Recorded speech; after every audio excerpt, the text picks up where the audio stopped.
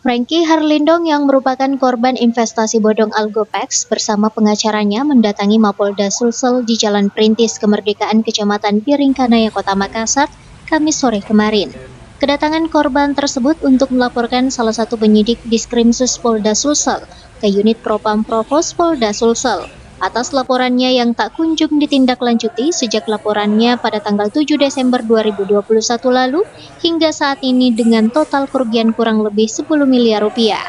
Saat di hadapan penyidik Propam, Frankie Harlindong mengungkapkan kekesalan terhadap lambatnya penanganan kasus yang dialami sejak 1 tahun lalu hingga saat ini belum masuk ke persidangan.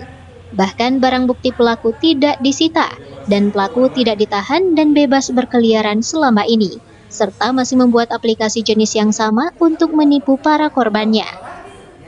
Proses dari melapor sampai hari ini sudah 1 tahun lebih. Belum Saya melapor pertama itu Juni 2021 di SPKT. Kemudian 3 bulan tidak berjalan, saya harus diminta untuk buat laporan baru lagi di SPKT juga di bulan Oktober 2021. Kemudian pada akhirnya menjadi LP pada tanggal 7 Desember 2021. Nah, sekarang sudah tanggal 15 Desember, sudah 1 tahun lebih. Pak, alasannya sampai berkas masih di polisi, belum sampai di kejaksaan, belum disidangkan. Alasannya Pak, apa, alasannya apa sih Pak sampai lambat begini Pak?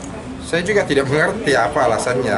Kami beberapa kali meminta kepada pihak penyidik, kenapa barang-barang bukti dari pelaku kok tidak disita. Pelaku pun juga tidak ditahan, padahal statusnya tersangka. Ya. Nah, itulah yang kami laporkan ke Propam. Investasi bodong Algopex ini memiliki ratusan ribu member dari seluruh Indonesia. Wilayah Sulawesi Selatan sendiri memiliki ratusan member. Rusma Wandirara, Celebes TV.